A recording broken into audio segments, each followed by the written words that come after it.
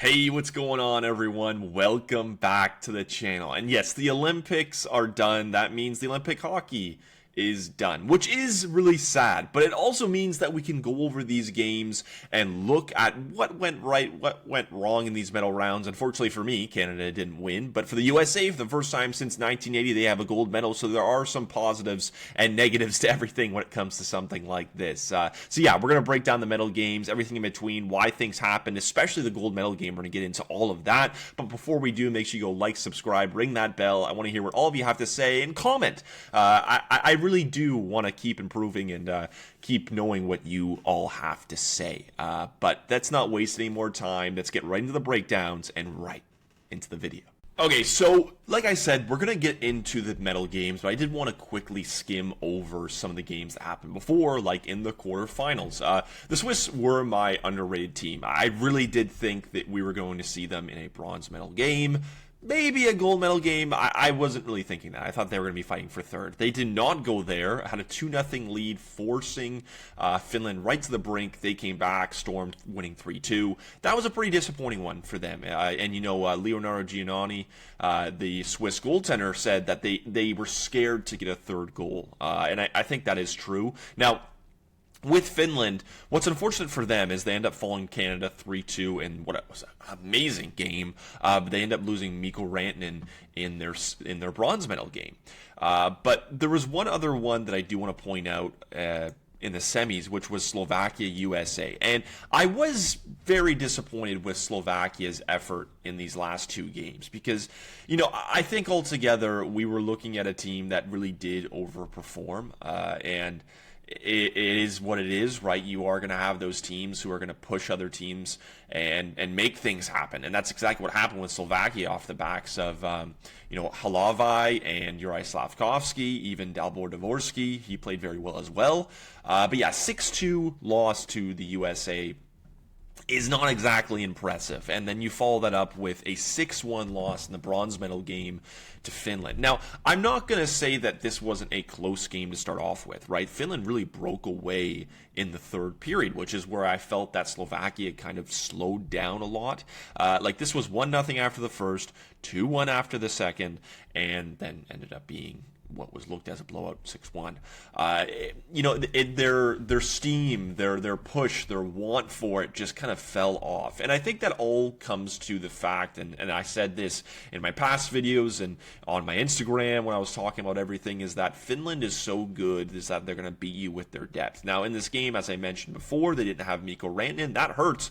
But another guy in Oliver Kapanen stepped up big time. He has a really, really solid shot. But, you know, Yolarmia, Eric Haula, right? Names like that who are not the Sebastian Ahos, right?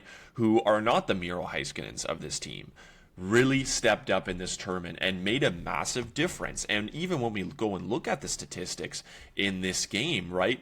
The shots were 35-31, right? This was not a very far away game for the most part. But Arturi Lehkonen, another big one there. You know, Rupe Hintz, another good one. But Capo Caco, very nice shot in that third period. Put it away. I think it was at 4-1 at the time. Eric Haula had 2 goals. Yoel Mia had 3 points. Like, these aren't guys you're expecting to get, these big points. Eli Tolvanen, he played under 10 minutes, had 2 assists, right? Finland used every part of their lineup to be able to contribute. Slovakia just couldn't keep up towards the end, right? I think that they did a pretty decent job at the start and in the middle frame of being a team that is supposed to be there, is supposed to be competitive. I thought that even in the first period, even when they were down 1-0, that it was a pretty even period, right? The chances were going both ways. Like, the shots were 10-6 in favor of Finland, but I also thought that both sides were producing chances. This was a, back and forth type feel. It wasn't so lopsided. And we kind of saw that in the second period where, again, you're seeing that push for offense, right? You're seeing that push by Finland and by Slovakia, and then, things just pulled away. You weren't getting maybe some saves that you wanted. You were giving up some easier chances, and that's just, it is what it is, right? You kind of do have to give the other team their flowers at the end of the day. But hats off to Slovakia. I mean, you look at 2022, they win a medal. 2026, they go and place fourth. Yeah, you feel very empty-handed, especially when you don't come home with anything except for what they might have gotten, a stuffed animal. Yeah, not exactly great. But that is what it is, and that was the bronze medal game. But we are going to break down the gold medal game, and courtesy of Puck Empire, I'm going to use his stuff. So shout out to Panos and the great people that post over there, because I think you can't really post clips and do that. I will get this video taken off YouTube if that ever happens. So we're going to go step by step here for Team Canada and USA. Now, altogether, I would just like to preface this and say that Canada very, very much outplayed USA. Now, that never means that that team is going to automatically win. In this case, it didn't happen. And I really did stress that a lot throughout my story yesterday on Instagram, saying that it only takes one shot, right? It only takes one chance to really break open a game. No matter how many chances one side's getting, or no matter how many, the least amount of chances the other side's getting, it only takes one shot. And that's exactly what happened here in the first period. Matt Boldy, he scores 6 minutes in.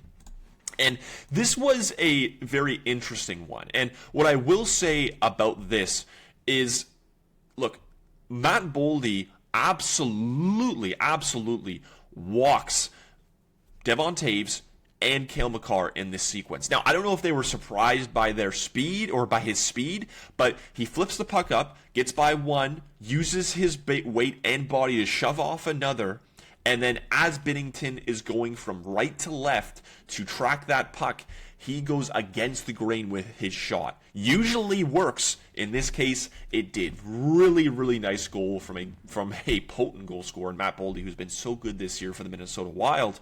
Yeah, he puts USA up 1-0 here. Now, at the time in this period, it's not like things were out of this world. Like, we'll see it here. Canada, the amount of chances that every side was getting was pretty decent. Now, the USA in this first period, a lot of in-slot chances. I don't think we realized how good they were actually doing compared to Canada's where they were getting them. But Canada did have a lot of the play more controlled, right?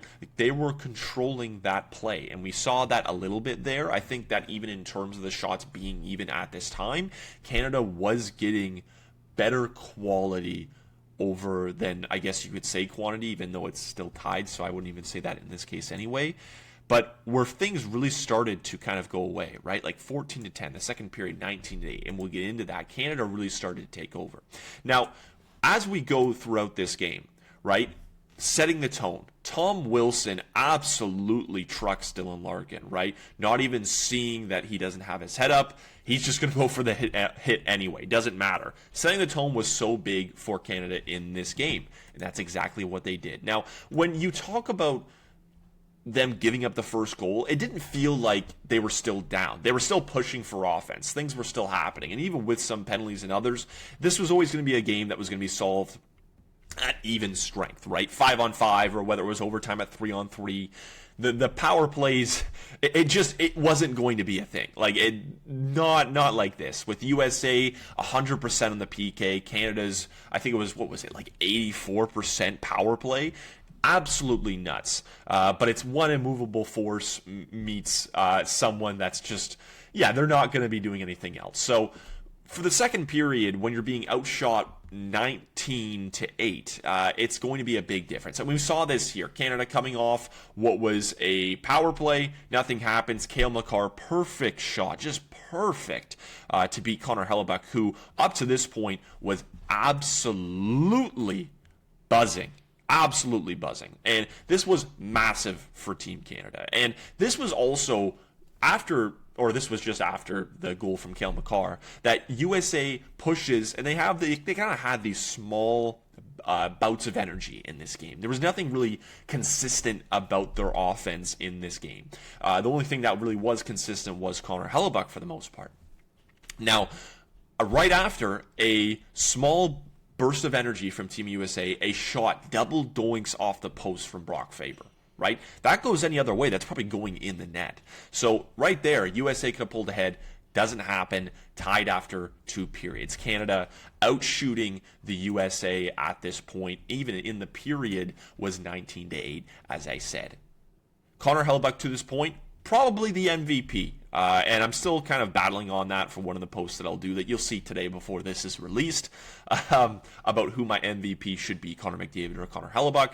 I am leaning Hellebuyck a bit. I think that his numbers were insane, but McDavid also broke a record for an NHL player's most points at a tournament, so that's also kind of crazy as well. But, yeah, to this point, Canada dominating. Really, really good in this game. And I don't really think anybody was doubting Canada at this point, even though the chances weren't going their way. But you had this thought, and it was creeping, that even though Canada was getting all these chances, things just, it was not happening. Things were not happening for Team Canada. And you kind of felt, if USA just gets one shot here, Connor Hellebuyck might be the difference. It genuinely might be the difference. It seems like Canada cannot bury anything. And yeah, that very much happened into the third period. Now, a bunch of fights right at the end of the second. Things were starting to boil over a bit, but the tensions were simmered a little bit. It wasn't too much. And I think that was the biggest thing for Team Canada, is how good everyone was, for the most part, of keeping their sticks down, playing the game, and not getting sucked into anything. Now, this is where, as I was saying, that it might get a little bit hard for Canada to actually score, because Devon Toews has a absolute goal on a platter for him. All he needs to do is maybe he probably feels that he needs to tap this in. I think everyone, 99.9% of the time, you see a wide open net like that, you're going to be tapping it into the back of the net. You're not going to have to put too much on it. Connor Hellebuyck is what he thinks, and probably what everyone else thinks, is out of position. Can't have it, can't happen. It's just a good bounce for Canada. They're going to go up to 1. Doesn't happen. Connor Hellebuyck, off the paddle of his stick, saves this one, keeps it 1-1, and you say again, if USA gets a bounce, they genuinely might win because of either Canada's inability to finish in this case, or Connor Hellebuyck just genuinely stepping up and being prime Carey Price from 2014, Dominik Hasek, however you want to say it. He was locked in. And, more and more chances kept happening. Sam Bennett, he takes a brutal high-sticking penalty off a Nathan MacKinnon rush. He goes into the corner to get the rebound off the save, but gets a little bit too willy wonky with his stick. Stick comes up, just absolutely rips Jack Hughes in the mouth. He loses some jibs, and now Canada is on a 4-minute penalty kill. And I think we'll see it a little bit here, or maybe not, I guess, but Canada also gets a power play. Nothing happens. And yeah, it is a little bit tough. Now, one picture is missing, and that I don't think they're showing here is, and yeah, we're not going to see it, but I think we all know what we're talking about in this case. Before overtime happens, Nathan MacKinnon has a wide open net in this third period where Canada outshoots the USA 14-10, and that probably should have been the winner. Now, I think it is kind of mute to just say that, oh my God, Nathan MacKinnon sucks. 9 times out of 10, he's going to bear that puck. This was just the 1 time out of 10 that he misses, or maybe even 199 times out of 100, 999 out of 1,000, right? He buries that almost always. In this case, he doesn't. And that was another spot where I said, Canada might genuinely lose. It doesn't matter how many chances they're getting. They got to bury it. And I think we saw that again on the times where they had power plays. Just trying, it felt like at some points, even with all their chances that they had, trying to force too many plays, trying to make things happen when it was really just the easier play that could have happened, right? Too much passing, not enough shots, which is kind of crazy to say in this case because they had 42. But Nathan MacKinnon misses that. Open net, side of the net, doesn't happen. And again, you have that thought, as I just mentioned, 1 shot is all it takes, and USA might be getting that. So we go to overtime. It's absolutely crazy. And as one would have it, in this case, USA wins, 2-1 in OT. And just devastation. I mean, devastation for Team Canada, and how everything went in this case. Like it just really tough. And they don't, no one really pointed this out, and I don't know why. And maybe it's because people are too focused on, Jack Hughes just scored the golden goal, and good on him, very much good on him. But how do you kind of break down a play like this, especially in 3-on-3, right? Like a small mistake, no matter if it's big or small, no matter even which way you look at it, things can turn on a dime. And I prefaced this in my story on Instagram before we got into overtime, is that I was never a big fan of 3-on-3 because I don't think it rewards the right team in that case. Because in 5-on-5, right, overtime could have been different, right? The USA could have dominated. They could have won, just like how they did here. Or Canada could have kept up the momentum that they had, and you would have still had that 5-on-5. And it probably would have been either way. It could have been great. And I think that's what makes the gold medal so hard to win, is that you have a tournament like this against the best nations, right? Like you have to beat these teams, some of them playing way above their standards, like we saw with Italy, like we saw with Slovakia, right? Like I think they surprised a lot of people, sometimes under their standards, like Sweden did in this tournament. And I think 3-on-3 kind of rewarded, these random plays that can happen, and that's exactly what kind of happened. I mean, this was more of a bad decision, and I think Cale Makar had a very medium game. And I know you might be looking at me and saying, well, Zach, like he scored the tying goal, he made some good plays. At the start, he also didn't make a great play, right? He got outworked by Matt Boldy, outskated, that allowed the first goal. On this one here with Jack Hughes, he pinched on the blue line when he didn't need to, when there was already a Team Canada defender deep in the offensive zone. Now, Canada had a defenseman behind him, but you also have 3 USA players up. So you're pinching on a 50-50 puck in overtime, trying to be a hero. I don't know about that. And I mean, it's easy to point fingers in this case, of course, right? Like I'm sitting here watching a game, right? And these are some of the best players in the world in this game. And that's exactly what happens. The puck goes the other way. A good kind of track back by USA. Pass from Werenski up to the high slot to Jack Hughes. And with how he's been playing, he actually had a couple of chances in this game where he probably could have scored.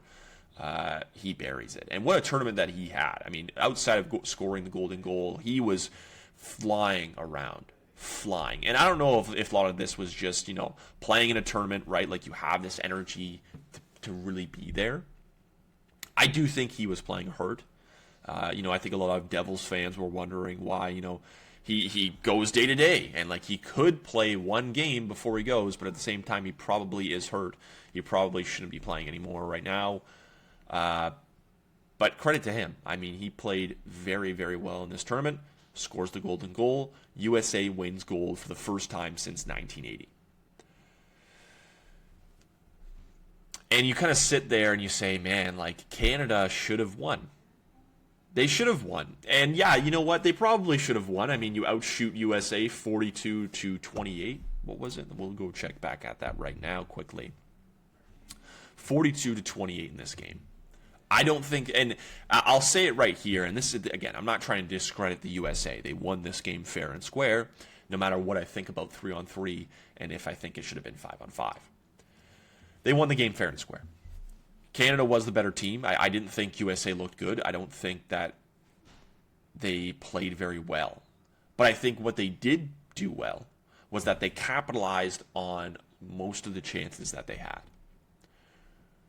Matt Boldy, he made the most of it, right? 6 minutes in, he outworks and outplays probably the best pairing in the NHL, one of the better pairings in this tournament. I think that probably goes to McAvoy and Hughes in this tournament, to be honest. Outworks them, puts the puck in the back of the net.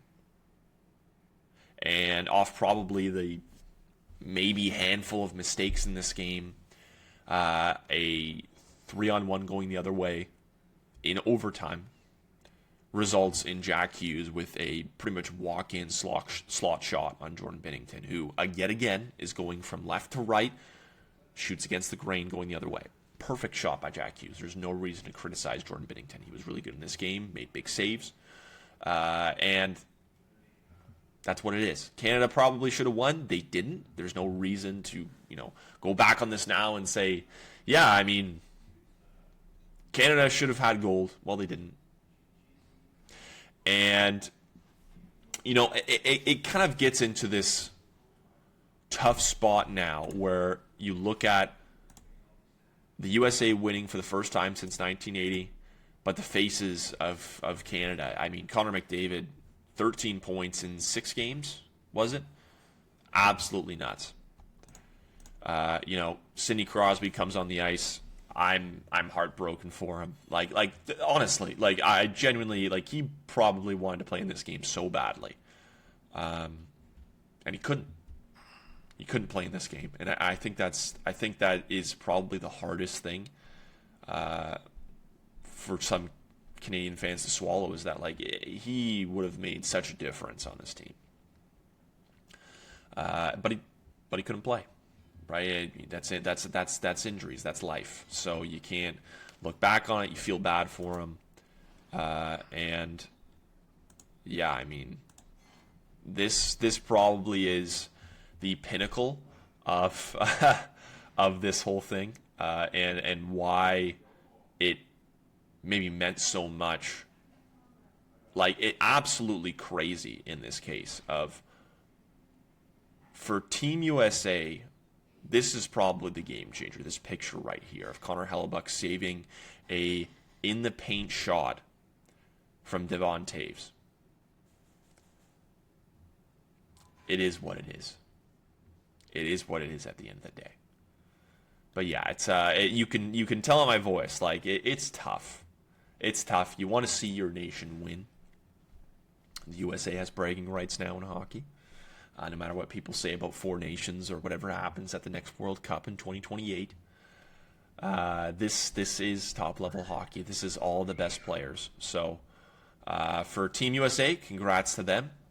For Canada, hold your heads high. I'm very proud of my nation, my country, and all the players who competed.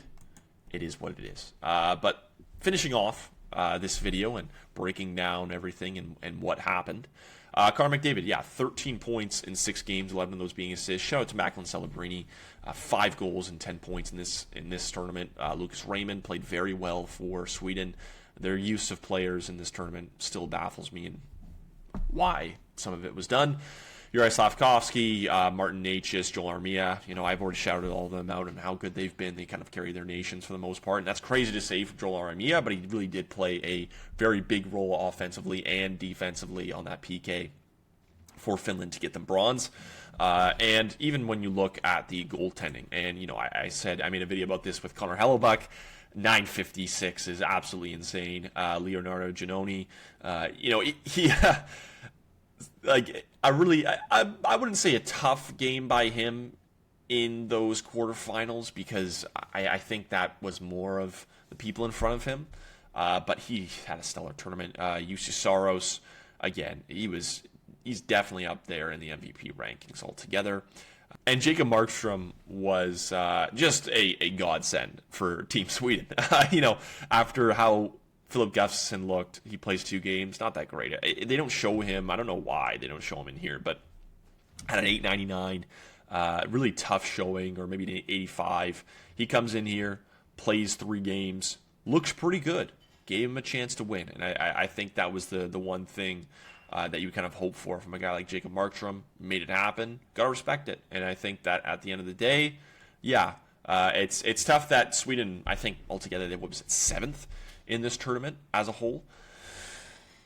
I mean, that's how it goes. I think there was a lot of questionable calls for them and coaching and how things were done and handled. I don't get it, but he gave him a chance to win. So shout out Jacob Markstrom. Jordan Binnington, at the end of the day, was the right choice. So, I mean, that was the tournament. That was the Olympics. I will very much miss it. I think it's sad that we were robbed of this for a very long time, and it was so fun to see a tournament like this again. But let me know what you think about all of this, the Team Canada game, the bronze medal matchup, the semis, and everything in between. If you have not already, make sure you go like, subscribe, ring that bell, comment. I want to hear what all of you have to say. But yeah, I'm going to miss the Olympics, Olympic hockey, and everything. It was nice. It was really, really nice to see all this and witness it again for the first time since 2014, really, because other ones have not really included NHL hockey or NHL players. And that's different hockey. It really is. So until next time, my name is Zach Staden, and we'll be talking soon.